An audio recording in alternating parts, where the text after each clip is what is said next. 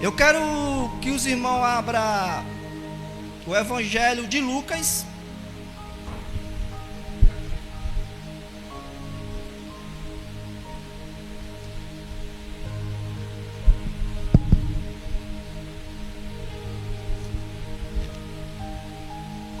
Evangelho de Lucas, capítulo 18.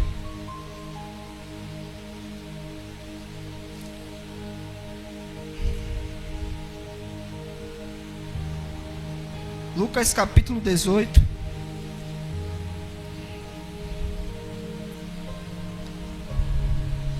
Capítulo 18 e versículo 1. E contou-lhe também uma parábola sobre o dever de orar sempre e nunca desfalecer. Versículo 2, dizendo: havia numa cidade um certo juiz que nem temia a Deus e nem respeitava homem algum. Versículo 3. Havia também naquela mesma cidade uma certa viúva que ia ter com ele, dizendo: faz-me justiça contra o meu adversário. Versículo 4. E por algum tempo não quis, mas depois disse consigo: ainda que eu não temo a Deus e nem respeito homem algum, todavia, versículo 5, todavia, como esta viúva me molesta, hei de fazer justiça, para que enfim não volte e me perturbe muito. E versículo 6, Jesus disse: ouve o que diz o injusto juiz. Versículo 7, Deus não fará justiça aos seus escolhidos, que clama a ele de dia e de noite, ainda que tardio para com eles? Versículo 8, digo-vos que depressa lhe fará justiça. Quando porém vier o Filho do Homem, porventura achará fé na terra?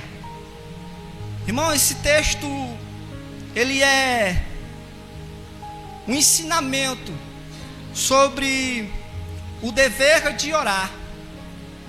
E o versículo 1 que a Bíblia fala, o Evangelho de Lucas 18, capítulo 18, versículo 1, sobre o dever.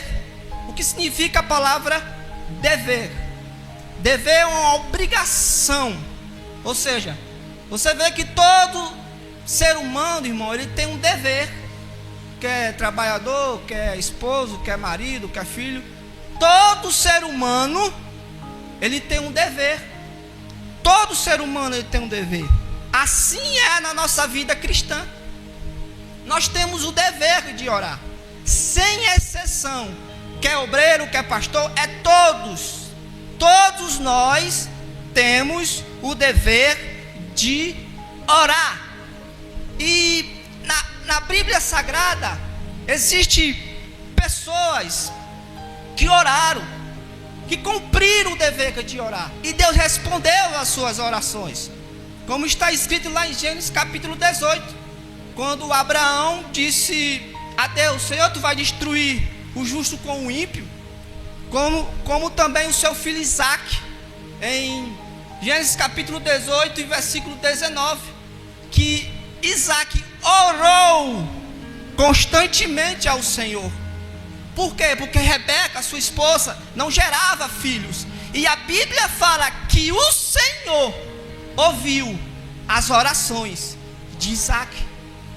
Em Gênesis também, capítulo 32, Jacó, um homem que lutou com Deus no vale de Jaboque, lutou com Deus, perseverou, não deixou o anjo do Senhor subir, até que o anjo perguntou: como é o teu nome, Jacó? Tu não será mais Jacó, mas será Israel, porque um homem lutou com Deus. Quer ter um encontro com Deus? Ore.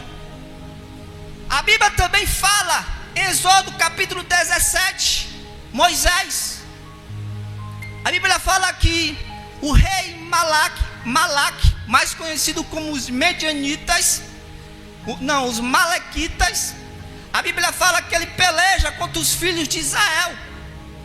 E a Bíblia fala que Moisés chama Josué: olha, vai para a guerra, e lá subirei ao monte de manhã e intercerei com a vara de Deus. E a Bíblia fala que quando Moisés estendia a mão, o povo prevalecia. Mas quando Moisés abaixava a mão, era o povo, os medianitas, que prevalecia. Ou seja, a nossa luta não é somente física, como Paulo vai dizer em Efésios, que a nossa luta não é contra a carne nem com sangue, mas com as forças espirituais da maldade.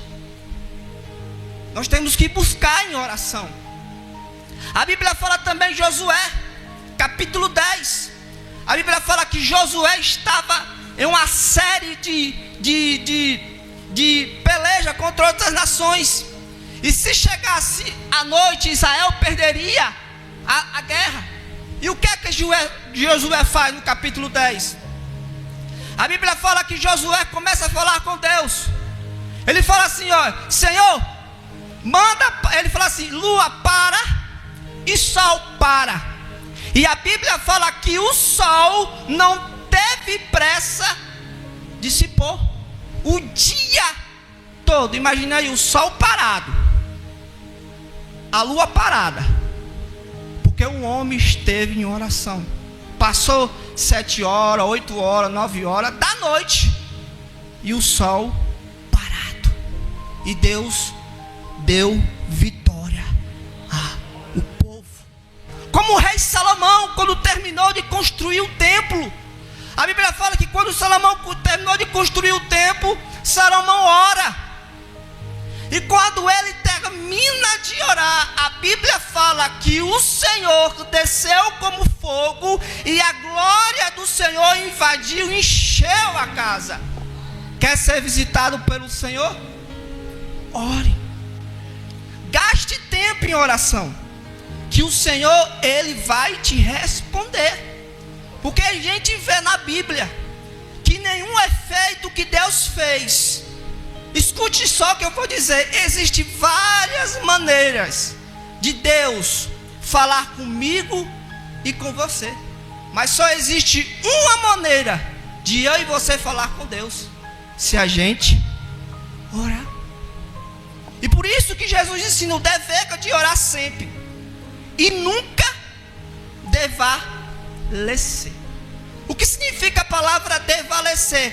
É perder pouco a pouco as suas forças. Desânimo. Desânimo. Bate logo o desânimo. Quando você deixa de orar, vem o desânimo. Agora, por que a gente ora? Por que a gente não ora, irmão? Por que a gente não ora? O Senhor, é uma coisa tão simples, orar. Eu estava escutando um certo pregador, que eu gosto muito de escutar ele, está falando que muitas pessoas vinham até a ele, dizendo como é ser cheio do Espírito Santo, como é que viver a vida de santificação. Ele falando, as pessoas pensam que é um mistério. Ele fala só uma coisa simples: ore e leia a sua Bíblia. Ore e leia a sua Bíblia. E Jesus falou: nunca desvaleça na oração. Nunca desista na oração. Por isso que o tema da minha mensagem é orar sem desanimar. Agora, se a gente não orar, o que acontece, irmão? Duas coisas que vai acontecer. Deus falou comigo muito através dessa palavra. Duas coisas. Primeiro, se você não ora, você vai viver uma vida na carne. Não tem como. Paulo vai dizer nas cartas de Romanos: se você anda segundo a carne, é impossível você agradar a Deus. Se você não ora, se você não tira tempo para Deus, você não vai resistir à tua carne. Por isso que Jesus falou: orai e vigiai, porque o espírito está pronto, mas a carne, ela não presta. A nossa carne, ela não presta. E por isso que a gente deve nutrir uma vida de oração. E o Espírito Santo está falando ao teu coração: ore. A melhor coisa que você tem que fazer é orar. Orar, irmão, não é fácil. Quando você quer dobrar o joelho, não é fácil. Sabe qual é a maior guia para que você ore? É a tua carne. Quando ele diz não, você tem que ir. Você tem que ir. E Deus e o Espírito Santo me ensina isso. Mesmo eu não querendo, eu tenho que dobrar os meus joelhos. Eu posso estar abatido, eu posso querer desistir, mas quando eu dobro os meus joelhos, o Espírito de Deus me renova. Segundo lugar, se a gente não orar, o que vai acontecer? Você não tem autoridade espiritual. Se você não ora, irmão, você está dizendo assim para o inimigo: pode entrar, faz o que tu quiser na minha vida. Você não tem autoridade espiritual. Você não tem como levantar as mãos e expulsar um demônio. Não tem como. Eu te provo na Bíblia. Atos capítulo 19, versículo 13. A Bíblia fala que havia alguns jovens, filhos de um judeu, 7 jovens, que eram 7 irmãos, que faziam exorcismo, que expulsava espírito maligno. Então ele expulsou assim, ó: no nome de Jesus de Paulo, sai. A Bíblia fala que o demônio olhou assim para a cara deles: Jesus eu conheço, Paulo também eu conheço, mas vós, quem sois? Se a gente não orar, não tem como, sem exceção, não tem como a gente viver uma vida sobrenatural. Eu me lembro numa certa feita que eu estava compartilhando algo para um pregador, falando sobre batalha espiritual. Ele falou, disse assim: Lucas, eu presenciei um fato dentro da igreja. A igreja estava lotada. E no meio do culto se manifesta uma pessoa cheia de demônio. E havia lá 2 obreiros. E quando os 2 obreiros põem a mão no demônio, eles falam: em nome de Jesus, sai. Ele falou que os 2 demônios o demônio olhou assim para a cara dele e disse: quem são vocês para me impulsar, perdedor de Free Flight? O demônio disse desse jeito para os 2 obreiros da casa do Senhor. O demônio envergonha, irmão. O demônio não tem medo quem não ora. Você pode ser o que for, mas se você não orar, você não tem autoridade espiritual. Jamais vai ter. Se você não leva uma vida séria em oração diante de Deus. E por isso que Jesus ensina essa parábola sobre o dever de orar sempre e nunca desvalecer. No capítulo 18 de Lucas, versículo 2, Jesus vai contar uma parábola. Ele vai dizer assim, ó: havia numa cidade um certo juiz, que nem temia a Deus e nem respeitava homem algum. Ou seja, havia um juiz numa certa cidade. Esse homem era um juiz não injusto, mas um homem injusto, que nem respeitava a Deus, que nem respeitava homem algum. Era um homem arrogante, corrupto, que não estava nem aí para a necessidade de ninguém. E havia também, e a Bíblia vai falar que havia também uma certa viúva naquela mesma cidade. E Jesus vai dizer assim, ó: até que, e a viúva ia ter com ele dizendo: faz-me justiça contra o meu adversário. Versículo 4. Jesus vai dizer assim, ó: e por algum tempo, ou seja, aquela mulher, o que me chama mais a atenção nessa viúva é a persistência dela. Mesmo ela ouvindo não, ela ia até o juiz. Mesmo ela sabendo que o juiz não ia resolver a causa dela, ela ia.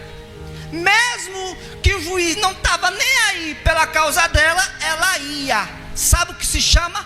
Perseverança. No meio da tribulação, imagine a mulher ouvindo o não. Não tinha ninguém para estimular ela. Ela não tinha um amparo de ninguém. O único amparo que ela tinha era o marido que já estava morto, porque ela era uma viúva. E viúva na época de Jesus sofria muito. Na época de Jesus sofria demais. E além de sofrer toda a dívida que o marido tinha, ela tinha que dar de conta. E era um sofrimento a vida dessa mulher. Mas ela não parou. Até que um tempo, a Bíblia Jesus falou assim, não quis, mas depois disse consigo, o juiz dizendo, consigo mesmo: ainda que eu não temo a Deus, e nem respeito homem algum, todavia, como esta viúva me molesta, hei de fazer justiça, para que enfim não volte me importunar muito. Ou seja, aquele juiz que dizia sempre um não para ela, agora decidiu dizer um sim. Eu vou resolver a tua causa, mas não me perturbe não. Eu vou resolver, mas não me perturbe mais não. Versículo 6. Aí agora Jesus vai explicar essa palavra. Versículo 6. Se disse o Senhor: ouve o que diz o injusto juiz. Ou seja, ele aponta para o juiz. Injusto juiz. Ouve o que diz o injusto juiz, que disse que não ia resolver a causa desta mulher, e por uma perseverança daquela mulher, agora decidiu resolver. Aí no versículo 7, Jesus vai dizer assim, Deus não fará justiça aos seus escolhidos. Ou seja, Deus que escolheu vocês, tiraram vocês do mundo, te abriram os seus olhos, para que vocês vivam uma vida nova diante de Cristo, diante dele, não fará justiça, que clame por ele de dia e de noite, ainda que tardio para com ele. Ou seja, às vezes a gente quer no nosso tempo orar, irmão, não é no nosso tempo. Quando a gente ora, a gente entrega tudo a Deus, a gente entrega tudo ao Senhor, e dizemos: Senhor, faz segundo o teu tempo. E aí a gente tem que aprender a confiar no Senhor. E o Senhor, irmão, ele é muito poderoso. Quando nós entregamos a sua vida a Ele e deixamos agir, Ele agir na nossa vida, Ele trabalha no nosso coração, para que a gente aprenda a confiar e perseverar até o fim, até quando Ele responder. E no versículo 8, Ele vai dizer assim: digo-vos que depressa lhe fará justiça. Quando porém vier o Filho do Homem, porventura achará fé na terra? Jesus fala de oração, depois fala da sua volta, um versículo escatológico sobre as profecias do fim. Por que Jesus fala quando vier o Filho do Homem, porventura achará fé na terra? Ou seja, a igreja está aqui, Jesus ainda não voltou. Ele está dizendo assim, quando eu vier, ainda não estou, mas quando eu vier, vocês ficarão firmes como essa mulher? Vocês estarão firmes como essa mulher? Vocês não desviarão da fé? Vocês não esfriarão na fé? O Senhor é poderoso, e Ele quer que você ore. Jesus nos ensina a orar, irmão. Você vê em Lucas também que Jesus, ele passou o dia inteiro curando, pregando a palavra, expulsando demônios, mas ele se afastava de tudo e de todos. Para quê? para orar. Para orar. E se você não tem tempo, você está rejeitando a graça de Deus. Você está rejeitando o Espírito Santo agir na sua vida. Porque se a gente ora pedindo a Deus que Ele restaure a nossa vida, restaure a vida da nossa família, Ele vai fazer. Porque Ele não desampara ninguém. Assim que Ele quer que a gente ore. Eu quero que os irmãos fiquem de pé.